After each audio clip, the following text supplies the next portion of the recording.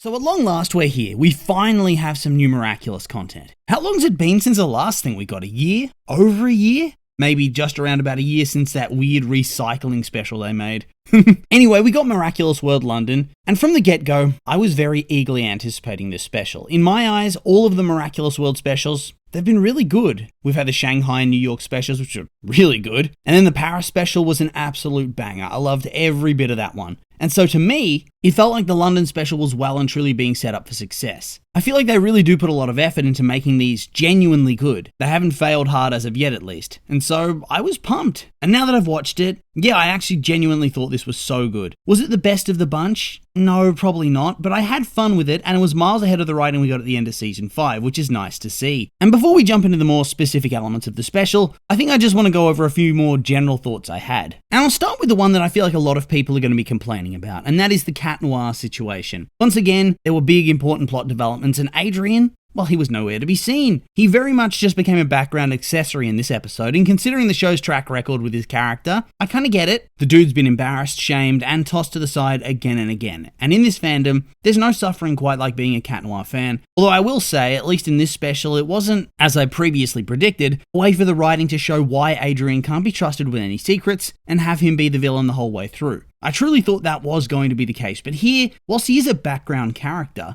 it's not like it's in a bad way. He wasn't ruined. He was just not used, and so maybe it will springboard him into Season 6 storylines, although that might just be cope. Maybe there's no plan for him and he's doomed to fall into cringe and obscurity. Oh well. At least it didn't happen here. Contrastingly though, I really enjoy that whilst Marinette sticks to her guns on certain things, namely not telling Adrien the truth of what's happened, at the same time the episode doesn't go out of its way to frame her position as the right one. She makes clear mistakes and there's a definitive air of moral ambiguity surrounding the whole storyline and her decisions within it regarding Adrien, Gabe, Natalie, and Mrs. Tsurugi. And I think that adds a lot of emotional complexity to the story overall. It doesn't treat the audience like they're stupid and try to trick you into thinking a certain thing, you know? It lets you come to your own conclusions. And on top of that, I very much enjoyed the villain side of things in this special. Whilst I wasn't actually right about Adrien being the overall antagonist of this, it does seem like I was right that both villains ended up being the same character using different powers for different purposes. And I have to say, I was very glad that we had a genuinely competent villain in the story for a change. Years upon years, we've had Gabe doing absolutely nothing right, and that's worn me down. So seeing a villain actually getting shit done was a massive shock to the system. In a good way. Seriously, Lyla was whooping ass and doing well all episode. She would defeat Ladybug at every turn, forcing Ladybug and Bunnix to cheese the victory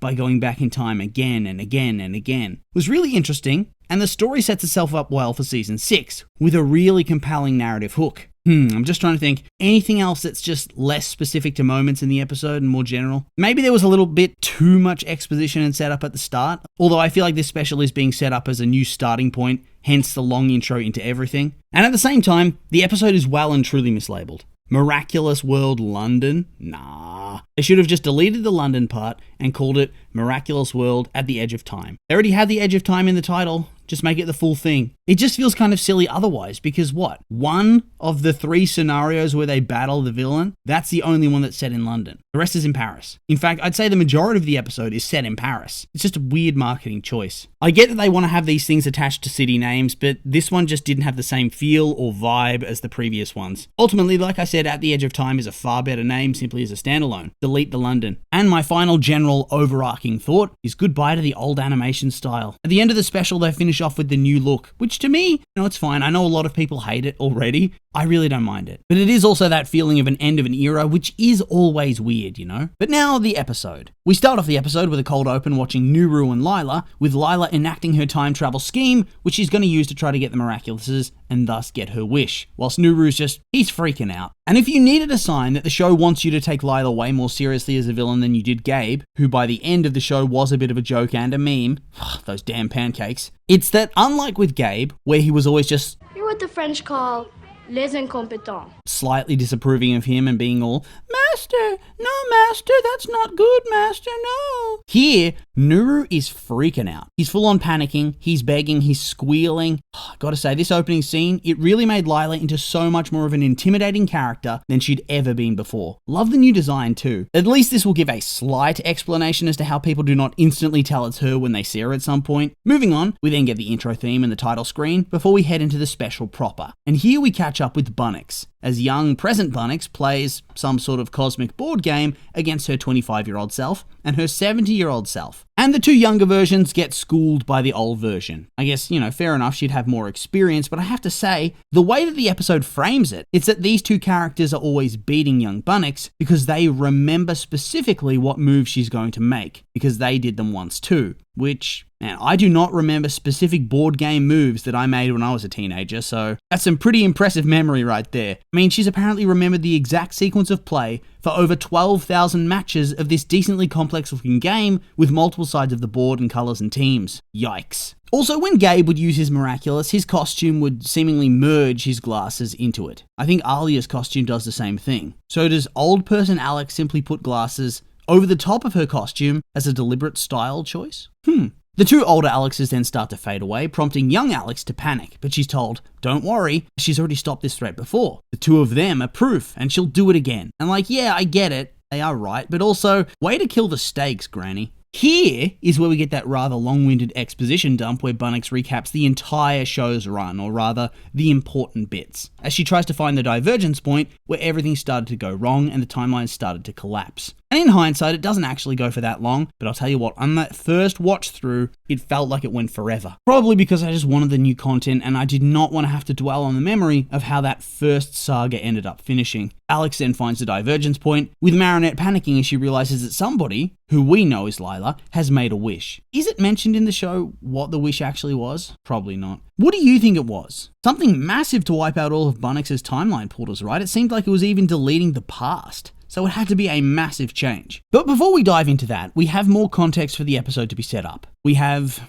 was it Bug Noir? Ugh, just not a good name. Bug Noir arrives at the hidden facility where Adrien and Kagami are located, so she can tell him in person that his dad's dead. I have to say as well that I found it really cool that they kept that light on in the hallway thing, only for it to go dark after Marinette leaves the room, just to show that somebody had literally just walked through there before she arrived. It's something you'd never bother noticing on that first watch through, and if you did catch it on that first watch through, I'm actually going to call you a straight up liar. But on any subsequent rewatch, you're pointing at the screen like you're that Leo DiCaprio meme. Anyway, first Marinette goes to Kagami's cell, and I have to say, in that whole flashback where Marinette remembers the ending of Season 5's finale, it just bugs me that Gabe's going, oh, and make sure that Adrien never finds out I'm a total piece of shit. Even though I was 100% abusive, please just make sure he remembers the times I wasn't. I entrust this to you, my son's 14-year-old girlfriend, who I have tried to kill a number of times in your superhero identity. Oh, come on, Gabe. Smooth-brained and selfish, even from beyond the grave. We also learn here that Marinette is not going to do shit to try and bring Tomoya to justice, as it would just be a bit too inconvenient for her personally. Seriously, what the hell happened to the greater good that she was talking about? She tells Gabe in the flashbacks during the course of the episode, when discussing how you're supposed to use your powers for good, that it shouldn't be for selfish reasons, but all for the greater good of humanity. And I think you can apply that here too. Tomoya is an actual dangerous, rich, and powerful villain. But since she could hurt Adrien's feelings, Marinette's just going to let her daughter give her a stern talking to and let her off with a warning? Due process? Legal justice? Who needs it? I'm Ladybug and what I says goes. Massive blunder. But I feel like the episode and the show acknowledges that. It's clearly setting up problems for Marinette going forward, just like Kagami predicted. She's blinded by love. By trying to protect Adrien too much, it just lets the villains thrive in the dark. We then head over to Adrien's cell, where Ladybug gives him her abridged version of the truth that makes Gabe seem like a total Chad and hero and absolves him of any sort of guilt or liability. Not sure how the cops or the French Secret Service, or anybody really, don't immediately swarm Gabe's mansion and seize his assets to comb through them as soon as Ladybug gives her press conference. But that's neither here nor there, I suppose. I really enjoyed this scene. One, Gorilla crying. What a lad. Low-key one of my favourite minor characters. And then on top of that, I was really impressed with the accurate portrayal of traumatic grief on display when Adrien pushes Ladybug away and yells at her for not saving his father, when deep down, he doesn't blame her at all. He's blaming himself, but he's lashing out and shooting the messenger. Often we do clown on this franchise for its simplicity and lack of emotional depth, but I think this scene well and truly hit the mark for me. Moving on, we then had a little scene where Ladybug goes back to the Agrest mansion and has this big emotional hug with Natalie. That's also a scene that changes a bit once you have the context, having watched through the episode once before, because you see the context of her and Marinette bonding over the flashbacks in their shared care and love for Adrien and their desire to protect him. But on my first watch through, I was thinking, Why are you hugging her like that? You hardly know this lady. Ladybug then gives a press conference where she lies to everybody. Not very well, I might add. She felt very sus. And it did seem like everybody was picking up on that. And all the while, we have a montage of Marinette hiding the evidence, destroying a lot of the physical proof of Gabe's crimes, so that nobody would trace it back and ruin Adrien's life. And here, we see that all those decisions that she's made, the ones she's made solely to protect Adrien, are weighing pretty heavily on her conscience. Once again, this is a really good portrayal of insecurity and uncertainty. And here we finally get back to the major plot point, the reality-destroying wish. Marinette almost gets gobbled up by the wish, but is saved at the last second by Bunnix. But now, in the burrow, there are far fewer portals. And I gotta say this, this whole sequence, it doesn't make much sense, to me at least. The whole time travel plot is kind of batshit insane, and I really think after this they need to stop using time travel because it never makes sense. I think that's why Bunnix always gets banished at the end of the episodes. For instance, in every timeline, Lyla never succeeds apparently, because the older two Bunnix always exist. So since young Bunnix always has to win the battle, the older two should never have vanished in the first place, and the timeline should never have melted away. Plus, why would the past timelines from before the wish melt away from Bunnix's perspective? Because she's in the burrow, she's outside of time, it shouldn't be time sensitive. She has all the time in the world to solve this, it doesn't make sense. On top of that, doesn't this whole plot just rely on extreme paradoxes? The only reason that Bunnix knows that she has to save Marinette from the wish is because the wish gets made and the future disappears. And that's all because Lyla finds out who Ladybug is and steals the Miraculouses. But in order to save the world, Bunnix and Ladybug have to ensure that Lyla never finds out who she is, and thus never steals the Miraculouses, and they succeed in that, and thus Lyla can never make the wish. But doesn't this mean that none of the events that previously happened in the episode could have ever happened at all? Because Lyla needs to make the wish to set things in motion, to allow Bunnix to know what's going on, right? Ugh, too timey-wimey for me. No point in losing sleep over that kind of thing, I guess. So in order to fight back, Marinette needs a Miraculous, so her and Bunnix take it from the past, during the Origins episode, where Marinette briefly calls it quits as she lacks self-confidence. I really liked this tie-in. Although, since we know that Kwamis can seemingly remember things that have happened and see things whilst their hero is in active form, and we do have examples of this being brought up. Like, don't ask me for a specific one, but I do remember it during, I think, season 1 or 2. The Kwamis, after detransforming, talk about things with their user that they could only know if they had some sort of consciousness whilst the hero's active. So, does this mean that Tiki all along had to know that Gabe was Hawkmoth, but couldn't say shit because of the timeline? She had to preserve it? Now that's dedication. So they get the Ladybug Miraculous from the past, and Marinette uses it to power up. And why is her suit yellow? Who knows? It's not explained. And why is her name now Chrono Bug for no reason at all? No idea. It's never explained. And seriously, why do they always change their name when they have a slight change to the suit? It would be a nightmare for the news to keep up with, right? Oh look, it's Ladybug. Actually, that's not Ladybug. That's Cosmic Queen Catbug Rouge. Keep up, you filthy casual. And there's no difference between Ladybug and Yellow Ladybug. This one is literally just because they're going through time. It's not even a different Miraculous. But okay. And honestly, this first part of the episode, very exposition heavy. But here, we finally get into the meat of the storylines. The first clash between Marinette and Lyla's incarnation of Hawkmoth. And the setting of their first clash? Marinette's bedroom. Also, side note, when they first see Lyla's villain form, Bunnix questions as to whether it's a ghost. And Chrono Bug says, oh, there's no such thing as ghosts. And it's like, come on. You have magical earrings that turn you into a Ladybug-themed hero. You are currently in a time machine with your friend, the Time Bunny. Maybe ghosts are not so far-fetched. But yeah, this sequence where Lyla steals all the Miraculouses, very cool. And honestly kind of spooky too, the music and sound, it's just really eerie. Plus the phasing through walls and shit, oh. And then we have the first battle, and Marinette gets clapped, absolutely destroyed. She lands no hits, Lyla laughs at her, steals them all anyway,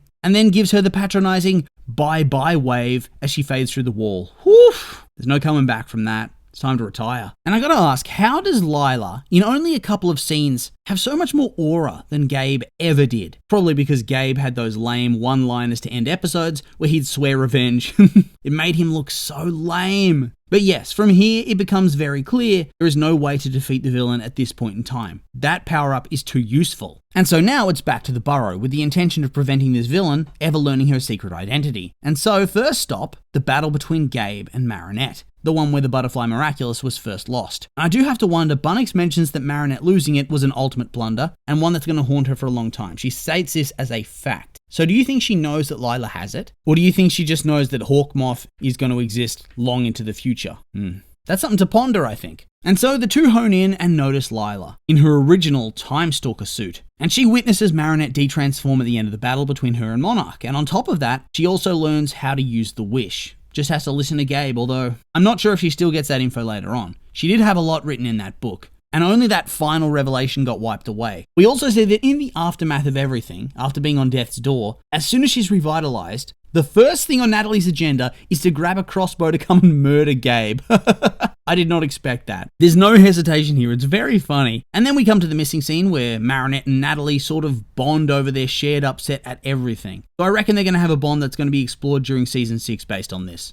After all, they are hiding a lot from Adrien. Also, my god, a lot of people now know this secret identity. There's Natalie, Kagami, Felix, Suhan, Alia, Luca, and Alex. But yeah, sure, Hat Noir not knowing makes so much sense. Seems legit. And then Natalie leads Marinette off to release the Kwamis, which gives Lyla a new time to jump to for more information, whilst Chrono Bug big brains that there's not multiple akumatized villains, it's just one Hawkmoth, akumatizing themselves. Man, I hate time travel for the most part, but this plot is actually fire. I'm loving it, it's really engaging and exciting. Moving on, Chrono Bug goes into the time stream and fights Time Stalker. And while she chases her off and prevents her learning the truth this time, she doesn't manage to capture her, and thus the future doesn't return, showing that Lyla has a lot more tricks up her sleeve. Also, can I say, this whole episode, Lyla is so deeply unsettling. The ghost, then her as Time Stalker hiding around corners in the dark, watching the heroes from the shadows. It's really creepy. Gives me the ick. I love it. Great villain writing here. The next battle site is Gabe's secret office where he keeps the Kwamis. In this sequence, there's a hell of a lot of juicy gossip spilled about everything. Mrs. Tsurugi being Gabe's accomplice the whole time, that Marinette's going to lie about everything as she wanted to protect Adrien, and ensure that he has a parental figure going forward who loves him and is going to be there for him. Thus, she doesn't want Natalie to face any justice or go to jail. And once again,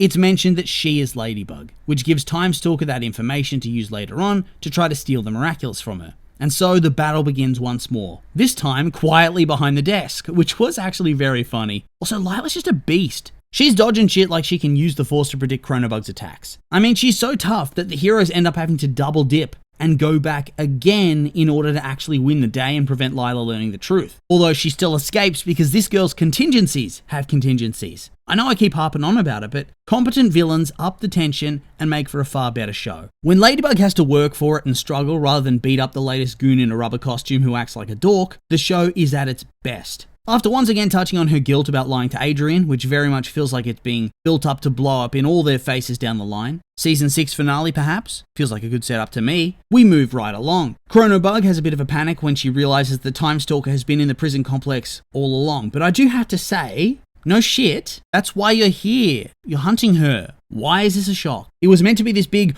oh my god, she was there all along kind of moment, but at the end it falls flat because, well yeah, that's why you're doing this. The only good part of this part was the cool detail of the light already being on when it shouldn't be. And here we get a really cool battle between Chrono Bug and Time Stalker. I love the teleporting, love the jump cuts, very sci-fi. I love the soundtrack too. Massive 80s vibes for me. Honestly, I don't know why, but whenever I see Time Stalker, I just instantly think the movie Tron. But yeah, great action here, probably the best sequence of the episode. And I like that technically, Chrono Bug doesn't even win, because she can't win. Lyla's too strong, too skilled. No matter what happens, she is going to hear that name, and she's going to learn the truth. She's too tough to take out. She's too clever. She'll simply teleport away with information and write it down somewhere else if Marinette steals the book. And so, it forces a creative solution that makes a lot of sense. Marinette has to swipe the book and use time travel to put it back half a second later. But this time she has a new name, a fake name, Gabe, so that when Lyla de-transforms and can't remember anything, she ends up with nothing to show for her efforts.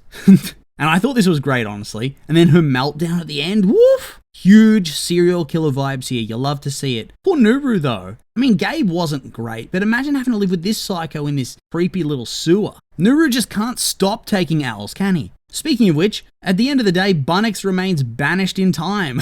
She can't come back because this new Hawkmoth is out and about and actually has a brain. And if smooth-brained Gabe was a risk, well, Lyla's next level. I love how the show just instantly acknowledges that, oh yeah, this new Hawkmoth is way better than the old one. The old one was trash. But yeah, bad luck, Alex. No family time for you. Imagine if the old lady version of her is still not allowed to go permanently back to her own time. Now that would be whack. And so once again, we have to go back to the whole, am I doing the right thing storyline? And it's like, okay, we get it. Come on, move along, shuffle it on.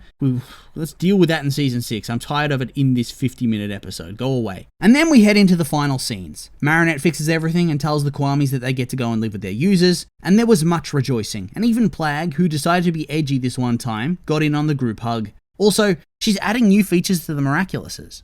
How? And I wonder what they are. And then of course we get some cat noir there at the end to show that deep down he doesn't blame Ladybug but himself. It was a wholesome scene but also a bit of a nothing burger, and it feels like we get one of these on the rooftop every season. One of those scenes where it's like, oh, we're gonna work together, it's gonna be okay. And it's getting a bit old. Finally, we end the episode with some threats from Lyla, as is Hawkmoth tradition, and we get a look at the new art style and animation in the last shot. Once again, I think it looks pretty good.